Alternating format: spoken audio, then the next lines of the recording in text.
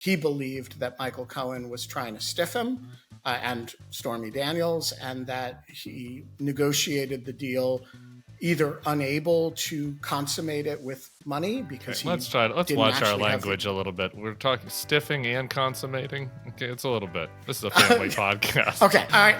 Let's put it a little bit more gracefully. He thought Cohen was trying to him, okay.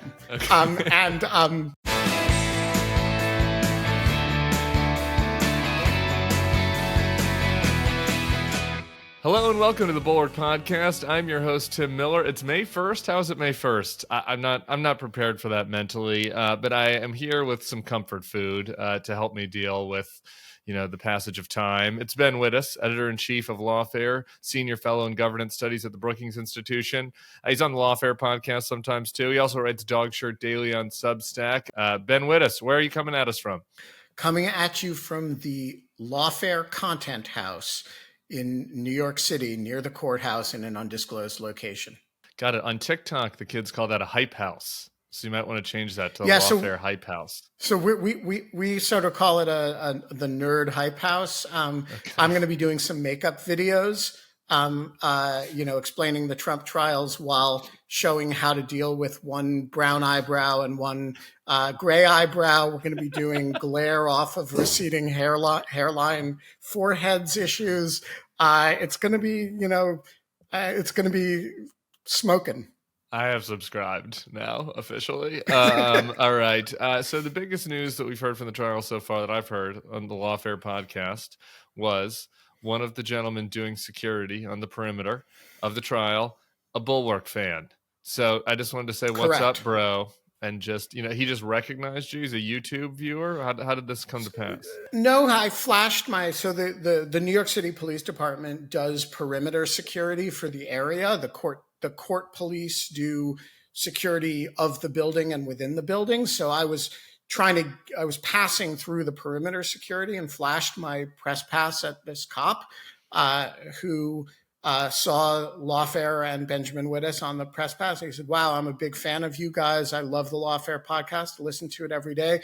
Listen to the Bulwark podcast all the time. And by the way, this was demographically exactly if you think about, if you use your prejudices about New York cops, you would get this one entirely wrong. This is, an Irish cop, judging from his name, Irish American name. So this is not like the group of people that you would expect in the NYPD to be the sort of Irish cop is not the right stereotype.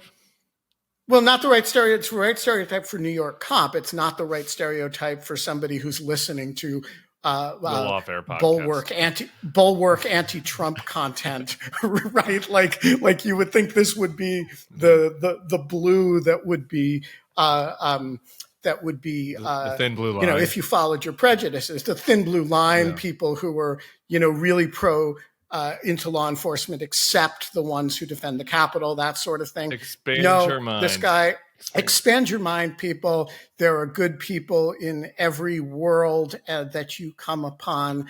And shout out to, I'm going to keep his name confidential, shout out to the officer who's manning the perimeter of the Trump trial, listening to the Bulwark podcast and the Lawfare podcast. We love you guys. Big shout out. And I was not surprised like you. I don't stereotype like you do, but that's okay, Ben. We're from different generations. Okay, so I want to get to the trial.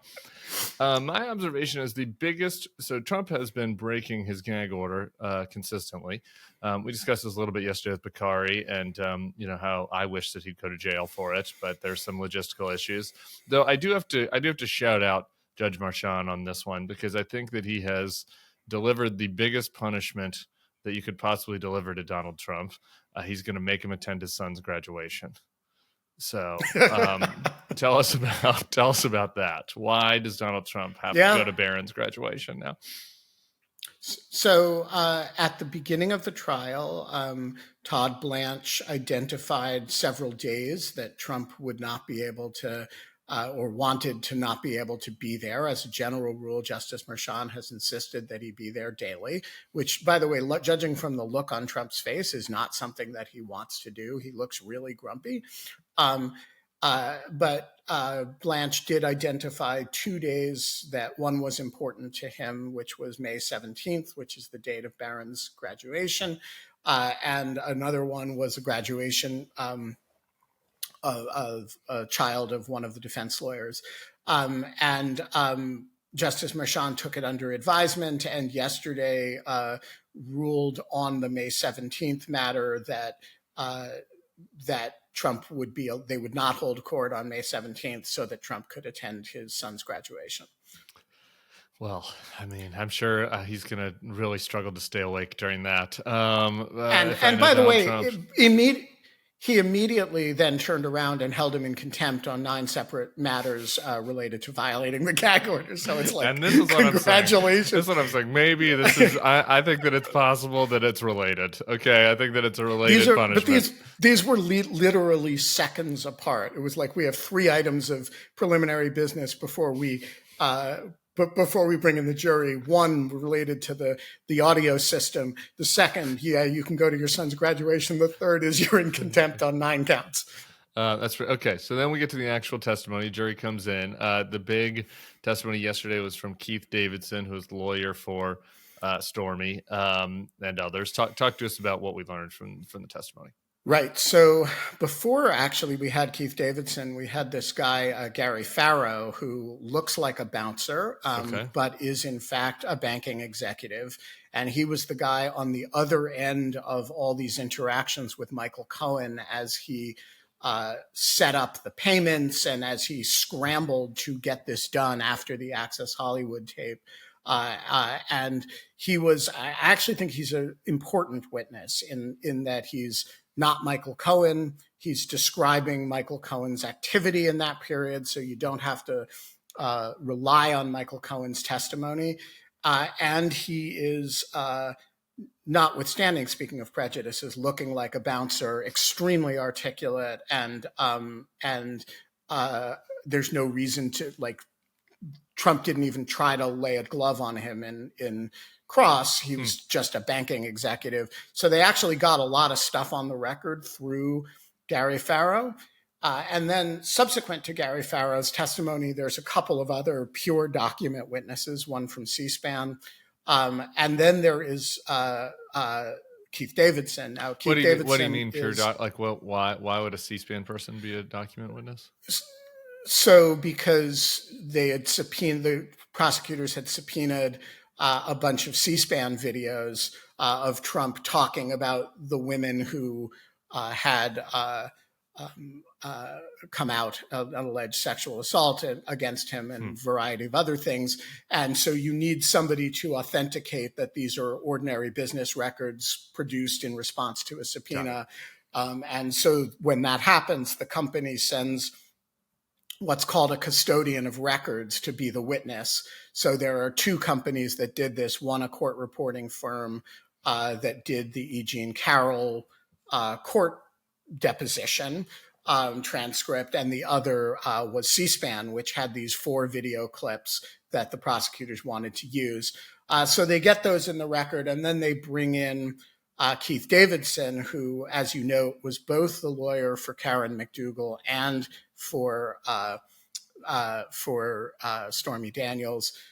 He therefore is the principal interlocutor for the people at AMI, which is to say the National Enquirer, and later for Michael Cohen, as he is first they're negotiating the Karen McDougal deal, but secondly, as he is, Michael Cohen is now scrambling after Access Hollywood to arrange to shut Stormy Daniels up.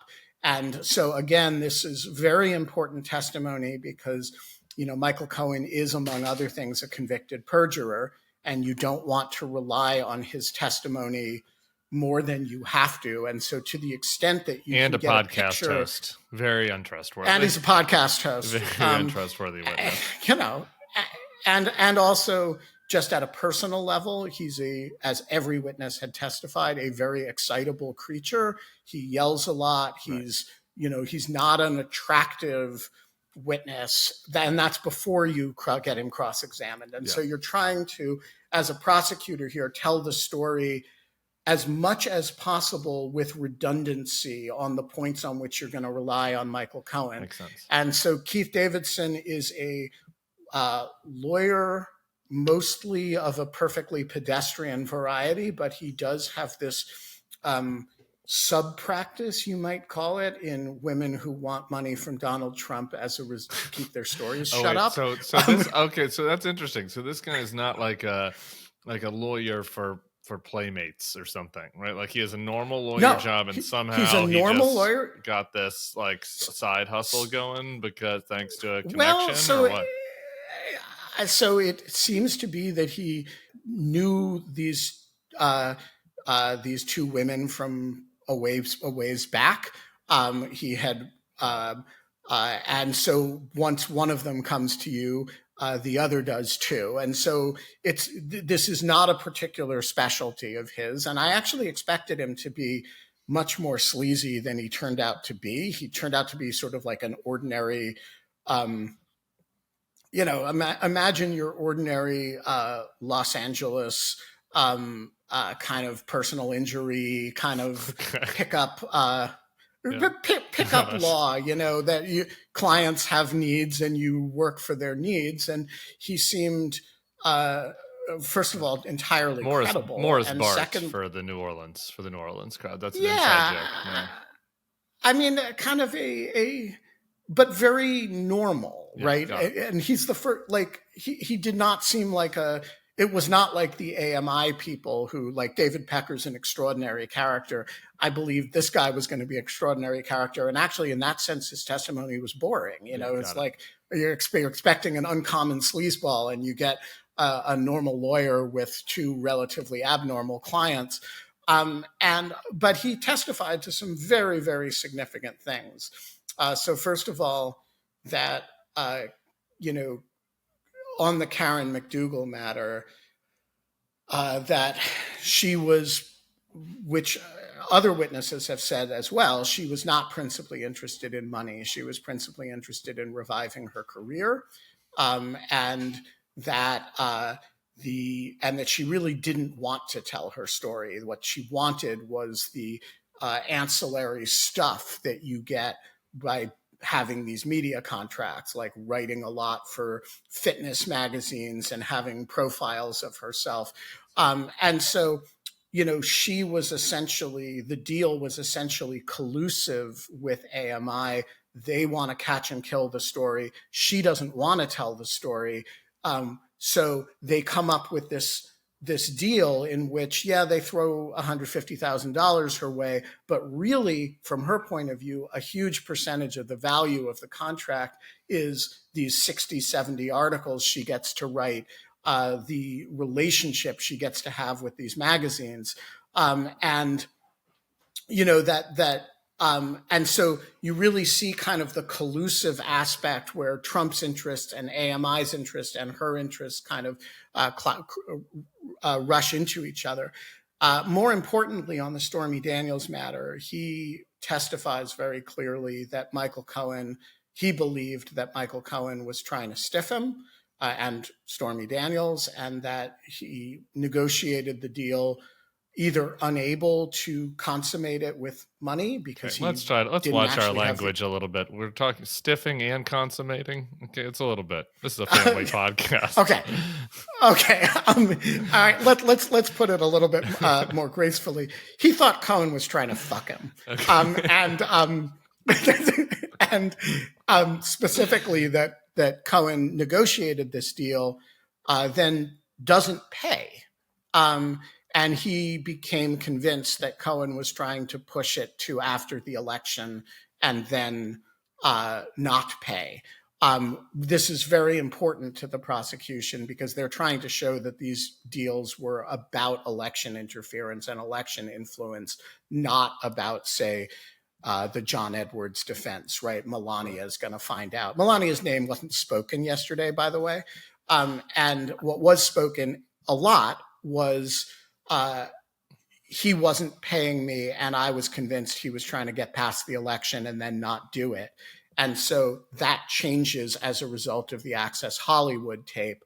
And then he is able to testify about the measures that Michael Cohen went through in order to complete the deal. Right. That's the key timing question, right? The Access Hollywood thing. I mean, to me, it's like, look, if this was about Trump being a celebrity and wanting to keep things from Melania, he could have done this deal with Karen McDougal, right, at a different time, right? The fact that it came right after this, doesn't that make it pretty clear that this is about the campaign?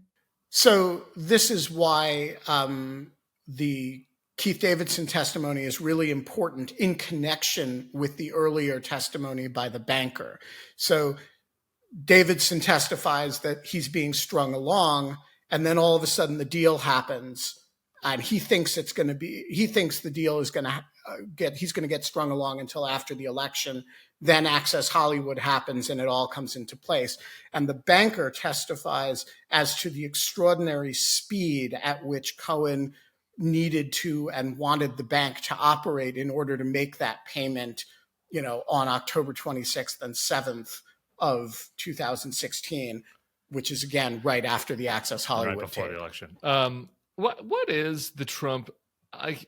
The thing that I just don't understand at the biggest level is what is the Trump defense at this point? Right, before the trial, it did seem like it was going to be the Melania defense, but is it?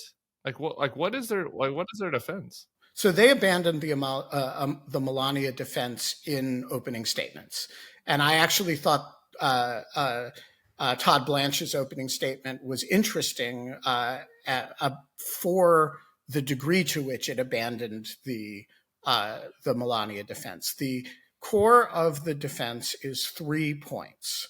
One is, while we didn't do this as an election interference measure, and in fact, this was normal course of business for AMI, hold that point because it's a really interesting one. There's nothing wrong with a scheme to interfere with an election by legal means, and catch and kill deals are perfectly normal and people do them all the time. And election interference, that's called democracy. That's point one. Point two, Michael Cohen is a lying sack of shit. Stormy Daniels is a lying stack of shit. They're both trying to create, monetize and professionalize their hatred of Donald Trump by turning this perfectly normal electioneering activity into something nefarious. Don't believe a word they say. Point number three, and this is the key point, which we have not yet gotten to in the trial because the prosecution hasn't put on any evidence of the document falsification yet. Michael Cohen was in fact paid over the course of 2017 for actual legal services as Trump's personal lawyer. And so the records in question were not falsified. This was not a payback for the Stormy Daniels payment. It was actually exactly what it was recorded to be, a payment for legal services.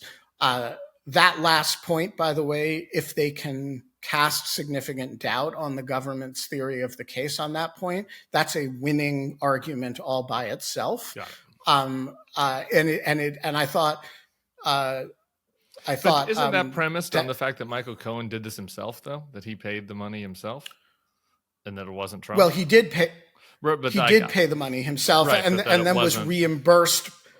Right, but so the crime here is that in reimbursing him, they classified these in their internal records, their internal documents, as payments for legal services subsequent to a retainer. Right, and the allegation is that was false. It was actually not a retainer. There were no legal services. It was a reimbursement for the payoff to the porn star. So if you're the defense and you can show actually there were legal services, and Michael Cohen is lying about this, these were real legal services and he was paid for legal services, that's the end of the case. The defense wins.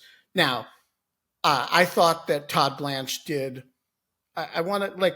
He's a professional. He's a good trial lawyer. I thought he did an excellent job making that argument in opening statements to the jury. And Anna Bauer, and my summary of his opening statement is, if people want to read it, it's in some detail on lawfare. I thought it was an excellent opening statement.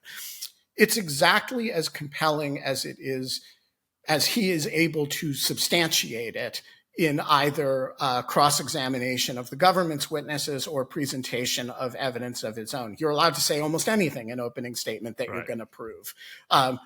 Can he prove it? I have my doubts, but that's the three-pronged nature of the defense. So then how does this all tie back to the Pecker testimony? Okay, so first of all, I can't remember. You guys have so many podcasts now, it's hard for me to remember which one it was on, but I think it was on The Next Level. Okay.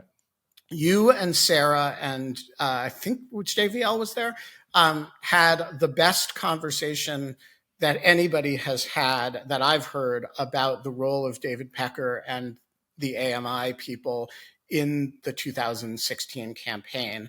And I thought that you guys didn't actually discuss the testimony in that, but the testimony very much supports the point that you were making, which is that there's something absolutely extraordinary about this relationship. Yeah. And that is one of the core elements of this trial. So the prosecution's job is to show the jury that this relationship was unbelievably weird and democratically destructive. And the defense's argument is actually this is just the normal course of business for AMI. And they both have some material to work with here. And again, I want to refer people to the dispatch that Anna and I wrote about Pecker's testimony, which goes through this material at some length. But on the first point, the defense quite effectively brings out that David Pecker is an unbelievable sleazeball with respect to all kinds of people, right?